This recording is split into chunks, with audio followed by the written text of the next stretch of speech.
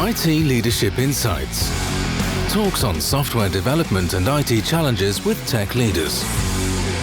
Hello and welcome to yet another episode of IT Insights by Fisher Processing. Today, my guest is Kevin Mascarenhas, and we're going to discuss how to build high-performing teams and what are the key attributes needed to produce your best work in teams. Um, Kevin is an expert helping tech startups, CEOs create freedom to focus on the strategic while entrusting the team to take care of the tactical through one-to-one coaching. He's an expert in leadership, team coaching, and organizational design. So I'm really looking forward, Kevin, to have this conversation with you today. Thank you for joining me.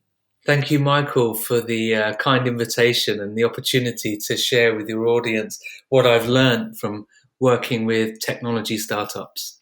It's my great pleasure to be here. Brilliant, thanks. Can you give us some insights on your background, please? My background, okay.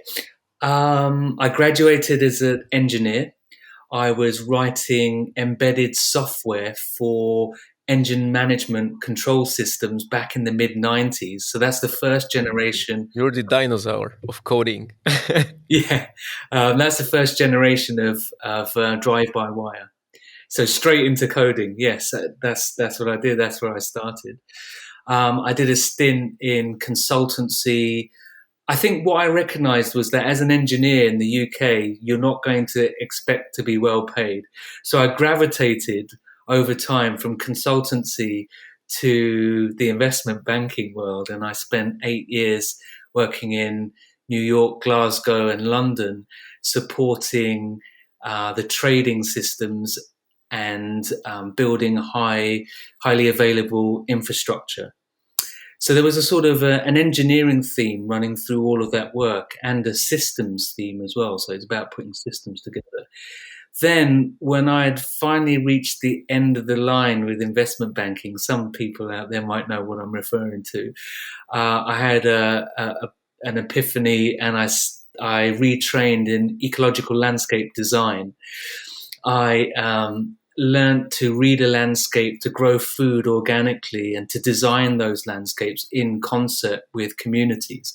So I went around the world, West Africa, the Arctic, Australia, Central America, all across Europe, and particularly in the UK, working with people, communities, farmers on designing these landscapes and learning the art and science of building connected systems, natural systems, and using organic techniques to do that.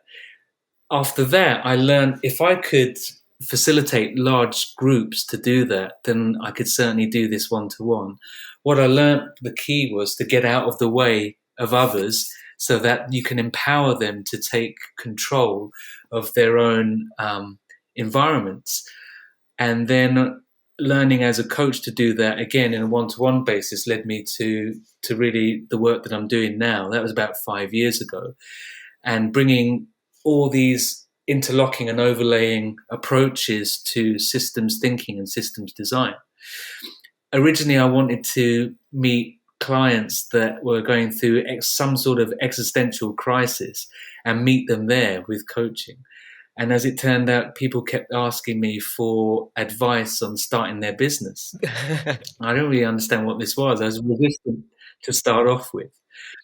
And then I just relaxed into that and realized there's a personal dimension to starting a business. There is also obviously the business dimension. So I learned to put those maps together, overlay them. And then I started working with technology entrepreneurs. And before you knew it, I was actually supporting an accelerator program. I built a team of coaches, and we were providing coaching, business coaching, to startup entrepreneurs on the Geovation program, which is run by Ordnance Survey and Land Registry. And it's built from there. I continued to build it from there. COVID hit, and then my business went online. And I relocated to Sweden, which is where my daughter lives. And now I've kind of got the best of both worlds. It's a very interesting story. Very, very, I would say, broad background that you shared with us. Thanks.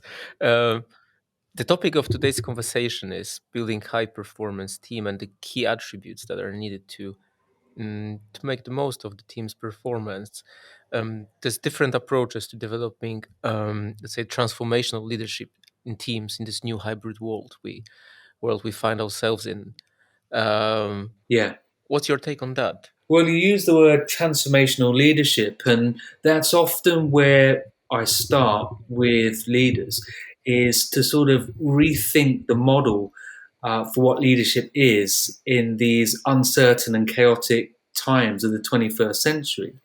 Traditional leadership looked like leading from the front and charging forward and being the font of all knowledge and the person, the hero at the front of the business. And Is that not up to I date don't think anymore? so. I think it's a sort of a mechanistic um, metaphor. I see it as something that belongs in the industrial era.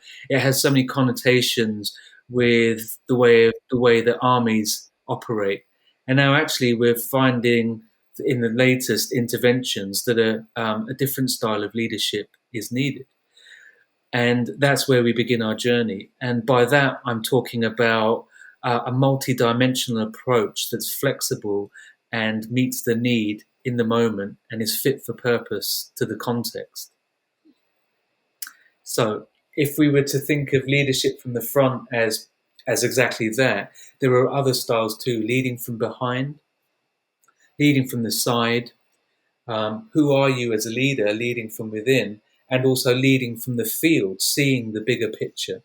And all of this comes from the coactive leadership framework, which I absolutely love. And that's what I share with clients. And that's what we model how we're going to lead our businesses in the tech startup world. Sounds like there's a lot of, let's say, maybe not pressure, but what I mean is that it's mostly up to the leader Hmm. how the team is performing. Yeah. And in in the face of recent disruptions with pandemics and then now war, unfortunately, um, it's being turned upside down. But just looking at the last 2 years and the lockdown time and hybrid work time, Mm, from your perspective, how effective have teams and individuals been during these unprecedented times? yes, you're so right. Um, Unprecedented times. Hmm. And when you've got an effective dictator leading a country into a war that not everybody is in agreement with, what you can see there, just to start off to open this up, is there's a gap between where he is and where the rest are. And I think leading from the front is about closing that gap. Are you representative of the group's concerns and interests? Now, how does that relate to COVID times? Well, what I would say was that we were forced into a remote working environment almost overnight and without any preparation. So that comes with a whole set of challenges for everyone. And I think one of the keys there would be communication um, and transparency that goes with that. So I think that at the start of COVID, what we saw was over communication, and that was very necessary. Over communication to ensure that the trust is there, the uncertainty is dissolved, and there's a sort of a collective sense of how do we move forward. So transparency and communication have been key. It's definitely the two aspects that can help teams stay on top of this, let's say, risk and Mm, uncertainty. If the leaders are being transparent about the situation of the business mhm. and communicating openly about what challenges are is the business facing, then a well-informed employee or team member is definitely better engaged or more engaged in the business, has this buy-in. Yeah, I would say yes, engagement and alignment. Alignment to what the strategy is or what the business goals are, because many of us have had to pivot in some way to meet changing environment, changing circumstances, changing context of which we're running business, because what we did before no longer applied and probably wouldn't do going into the future. And what we've seen is that's had disastrous effects on some businesses and also created opportunities and new niches to create business that weren't there before. Exactly, but from today's standpoint, this pandemic restrictions ease. What does this mean for teamwork and team efficiency? Yeah, I think that we got to a comfortable state for many of us. I think it's dependent on circumstance, but for many of us that were able to operate from home effectively, we suddenly started to see, oh, okay, so now I don't have to travel. I can be more effective with my time. I can compartmentalize. I'm more available for my families. For others, some that I coached, they're younger generation, or they might be leaders that have joined during the pandemic. It's actually quite a difficult place to start a role or to start building team from. And I definitely got a sense of really anxious to get back into the office, to start to meet people face to face and build that trust and rapport, that connection. And equally for younger people, they really wanted to have that connection with the team so that they can get that start building that trust and rapport. So I think when we were in the pandemic, it was about that, about trust and rapport, um, building that through some of the things we just spoke about earlier, which is transparency and communication, and then taking that into the present. We're now going to be in a hybrid environment, I would suggest. I would imagine, well, what I know from the people that I work with is that we won't go back to the way it was before. Now, Definitely no. that's not earth shattering to hear that. Couldn't agree to you with you more. I think Yeah. that people want the best out of two worlds. Yes. That's the Uh, hybrid. they have learned that you don't Situation. have to, sit an hour in the tube each way twice a day, and you can spend this time or invest that time in, just being more productive or just rest or spend it with your family. Mm. But on the other hand, from the business perspective, having people in the office from time to time has an enormous impact culture wise and in order to foster the atmosphere and build a rapport and team spirit. So I Yeah. guess both sides have to meet somewhere in between eventually. And that's the way it's going to stay for a longer period of time, I guess. Hybrid, as you say. Yeah. Yeah, what I've noticed is that leaders in big corporates are insisting that everybody must come back to work and that it will be business as usual. But there's such a strong pushback to that that that's not going to be realistic or practical. So then it's a question of, well, what does the hybrid workplace look like? How are we going to create enabling environments to have that blend so that everybody gets, as you say, the best of both worlds? How are we going to create this win-win situation? What's that going to look like? And how will we foster a culture um, that is part in person and also part electronic? I don't think we have answers to these questions just yet. It's all being forged right now. Forged, definitely. Can I open that up? Yeah, because I guess a lot of your client base will be in larger businesses. Where I'm at, when I'm working with smaller organisations, um, they are seeking to empower their people in any way that they can. It's so important to them to foster a culture where there's a collective understanding of what are we achieving together and how are we doing that. That these are very real issues that they need to tackle in the immediacy. I think the way that that begins, or where that begins, is with the purpose. I think now I'm noticing my clients are revisiting that question of the why. Why are we here? What is it we're here to do? What is our purpose? Let's get a clear intention around what's our purpose, and then let's feed that into the values that we hold personally and share collectively in our organization. If I can be transparent with you, if a business is trying to answer these questions now, it's years too late. It's like I wouldn't imagine starting a business without knowing this why question, why answers. Yeah, And it's struck me that you say it's a popular challenge at the moment. People are coping with the very basics. I would say it's more of a revisiting, and I would Hmm. say that it's an opportunity to create more alignment and coherence, and it's more a case of racing ahead.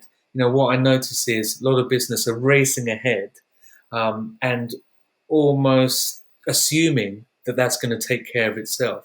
Then, as a business grows and scales, it can create endemic um, difference in the organization, and it's intractable and difficult to remediate further down the line. So it's with encouragement from me that we're revisiting this earlier, and to make sure that there's real clarity around that as they go out and start hiring, particularly after That the sounds reassuring. I was afraid that people are having successful businesses without understanding the whys of it, but I'm happy to hear that I was wrong. I think it's probably a blend. Yeah, yeah. So coming back to, because we dived we jumped aside slightly, but trying to focus on the core aspects of this conversation, the team performance and mm, getting the most out of the teams and leadership. Maybe starting from a high perspective, what matters from your perspective, from your experience, or based on your conversations, the ones that you're having, what matters in a high performance team the Mm. most? Yeah, yeah. Well, we've talked about purpose, we've talked about values.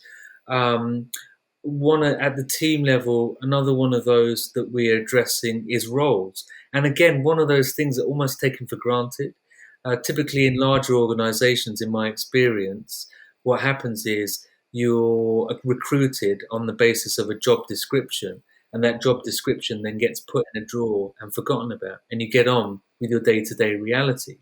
In this more startup phase that I work with my clients, what I encourage them to do is define roles and keep them alive. So the roles are changing over time, but they always reflect what's actually going on.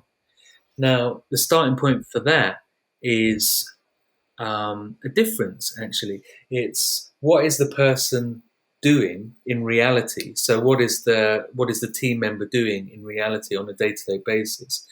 And then what is the expectation from the team leader or from the CEO of what that person ought to be doing? So what I have them do is to write that up separately, and then have a one-to-one where they explore what's the expectation versus what's really going on, and then mediate that. And then you've got an alive document that describes what's really going on in the workplace. So high performance is about aligning action to what the business goals are, what's going to move that boat forward faster. So once you have that, an alignment, then you're free to enact that role, which has in it a set of accountabilities. Accountabilities being, what does that person personally account for as being done? What are they taking ownership for? And then when that is happening, business is flowing, work is being done, value is being created. The way I describe it is you have full permission to own your role, and so therefore you can get in your car, your Ferrari, and race ahead. Race ahead until such time as you hit a roadblock. That roadblock is then some point of tension. Then you get out of your Ferrari and you examine what's just happened, what isn't working, and what do we need to fix? How do we fix it? The way that that can be fixed is through two different types of meetings. One is a tactical meeting where there's an immediate fix and you make it happen, or another, and this is new for many of my clients, you take it into a governance meeting. A governance meeting has a cadence of, let's say, once a month, where you build a backlog of incidents and you explore them one at a time to suggest what do we do with this point of tension, what actually happened there, and what do we need to do to resolve it. Once you figure that out, it might be a change in role. It might be there's a new process that we need to implement. It might be that it's somebody else's work, or it might even be external to the business. Who knows? You resolve those tensions one at a time. And then what's happening here is that role is getting ever more fit for purpose. If it's getting ever more fit for purpose, you've got this evolutionary cycle within your organization. So you're only ever getting more fit for purpose. You're doing higher quality work where it matters more effectively. And I would describe that as business evolution. And I think that's one of the key tenets of organizational design when you're thinking about high performing teams. I really like the bit about keeping roles alive, but it all sounds like a very uh, agile approach, I would say. You mentioned that once you identify a challenge, you take it to a meeting A or meeting B and you solve it out. But it really does seem to me like a good fit for more startup like Yes. organizations with culture that is, let's say, mm, relevant to that sort of approach. But how does that work with larger organizations who are, let's say, less adaptable to such elastic approach and then prone to being uh, stiff and Yeah. moving slowly forward with change of approaches? Yeah, I get that. I think that then comes back to leadership and to transparency. I really do believe in communication. So even in my world, we talk a lot about having one-to-ones. So I think it's important to be checking in with teams to understand what's working and what's not working. So I think of it as one of the frameworks I use is deliberately developmental organization, DDO.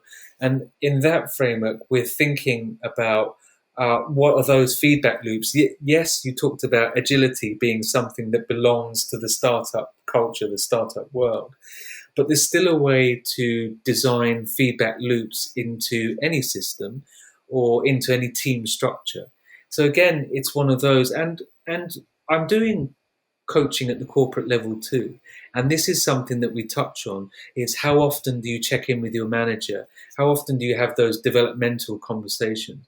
How would you structure a developmental conversation? What is it you want more of? How does that match the needs of the team, the needs of your leader, and also the needs of the organization? So what I'm constantly doing with clients is having them focus back in on, zero in on, how can I add benefit? How can I be in service to what we want to create more of? So I think it's that. I think it's around communication, transparency, and the sort of the thinking, the alignment and focus around goals, around business goals, business outcomes. Honest communication and this being just straightforward and transparent is crucial. I definitely agree with you. Um, what are the other mindset and behaviors needed? Okay, let me think. Or are these the ones that are the Yeah, they're most all critical key. and more impactful? Yeah, what would I add to that? I think that yeah, the way that I like to work in a corporate setting is think of people at the center of their system. You know, I was talking about systems design. That's the golden thread, really. It's run through my career. So that's what I bring to my clients too, whether it's in a startup or a corporate setting. So in a corporate setting, I kind of do this. I've got this turnaround technique where people can't quite see themselves anymore in the context of their organization life, their team life. So what I do is I act as a mirror, and what I create is this. I sort of pull them out so they can see the system that they are working within. So what we're doing there is like the ecosystem perspective in a landscape. What we're doing is we're strengthening the connections and the relationships to what matters to them, or the people that matter to them in their team life and in their work life. So we focus a lot on what's it going to take for others to get what they need through the work that you do. Taking yourself out of this context and Yeah. stepping in different shoes is definitely a very interesting exercise. I've went through it a couple of times in different circumstances, and it was always enlightening, I would say. But Mm. it's really hard, and it needs external facilitation and open-mindedness in order to actually picture yourself in from different perspective. But we only briefly touched on that topic on the very beginning of our conversation. Then we went to teams, but I want to circle back to the person of the leader, Hmm. because the leader is let's say the most important person in the team, or let's say maybe not more important than any other team members, but he's responsible for the, let's say, overall performance of the team. So Mm. what can a leader do in business to foster this high performance? Yeah. Yeah. You mentioned in your introduction to me about me, and you talked about how I support leaders think more strategically while trusting that the individuals in their teams are taking care of the day to day. So I think that's a big part of it. And the way that's achieved is through empowering others. So this is a journey of letting go of stuff to free leaders up so that they can put their attention on what's the strategic focus of the team or the organization. What are the strategic goals that we're working towards? If they then are using their Just a quick question: does that mean that, from your perspective, or looking at the frameworks that you introduce in teams, etc., does that mean that the leader should not be involved in, let's say, the execution, but only should stay on the strategic level of the team goals? Hmm. Okay, so that's quite black and white, Yeah, and it's very much context dependent. dichotomic. Yeah. Yeah. What I would suggest is that leaders have had experiences of execution and they've now taken the next level. So their priorities and focus needs to be different to move the business forward. Now, if they've got their hands in the day to day, which they may have for various reasons, that means that there's a neglect to the strategic direction and focus of the team or the business. So that is not something that happens overnight, and it is a process and a journey. And that happens over time, whereby we kind of break out of the doing, and I support through coaching more of the seeing and sort of taking of the strategic path. The empowerment piece is designing the structures and processes, is about creating the psychological safety to enable the team to take more and more ownership and to find more and more comfort in that. So they start developing a collective responsibility for the operational, the execution of the team outcomes. I guess I'm a detective, and taking that systemic approach. I love to find troubleshoot and put my finger on the point where something's not working in terms of a system. So I'm really inspired by Patrick Lencioni's The Five Dysfunctions of a Team, and so I sometimes share a map of the five dysfunctions with business owners to help us diagnose where do we think the challenge lies. So, well, it's a five tiered pyramid, I would say, and it looks at quite a bit of what we've already described. Something we haven't touched on that might be interesting to talk about is conflict. And In a team, there's always this conflict avoidance issue. correct, yeah, particularly in the UK, we've got this tendency to be nice. Over polite, Yeah, be yeah. nice. Don't Or even, ruffle you know feathers. what, I noticed that I worked in a team that was so, let's say, fond of each Mm, other, and people liked each other so much that at some point, um, there was only tapping on the shoulders, and we were, on a highway to success. That when and we were so excited about it, and so, the atmosphere was so friendly that eventually, when some issues came up, um, we didn't have the balls actually to bring them up to the conversation. And at some point, it started, to be risky, as we were, let's say, not mitigating the obvious risks that we were obviously not discussing, right. in order not to lose this, let's say, what, friendliness atmosphere. That I mean that's quite a challenging situation to resolve from the inside.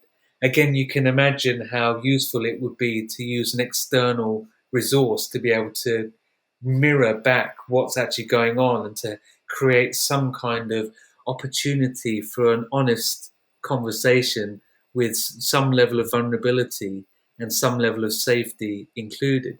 So that's a very tricky situation to find oneself in. I think what I would say, what I'd say to that is that it would take some unpacking, and it would need the support of somebody skilled, a facilitator, to come in from the outside. Yeah, that was just, my experience on conflict avoidance. But I guess that Yeah, usually the reasons are, I don't know, different. What's usually, because we started yeah, discussing conflict yeah. as a You've just said dysfunction in it. the team. Yeah, you've just said it. Difference. Okay. So what I know from the work that I'm doing is that difference is two different perspectives where each one has some wisdom that's seeking emergence. And the journey really is to unpack that and put that back together again in a way where you integrate the wisdom from both sides of the picture. Now, um, sometimes it can be a situation where one person just doesn't have the right perspective or the right way to take things forward. So things like decision making frameworks are useful here. Um, Decisions by consent as opposed to consensus. What you're doing is you want to create environments where there's a listening, and where there's empathy, you want to be able to hear both perspectives, and then you want to mediate and align and hear the sort of the wisdom within each of those in order to create the way forward. Um, I'd also say that what's key here is that I often use a model called transaction analysis, which is a psychological model whereby we explore ego states. We look at where are we coming from and where is our communication derived from.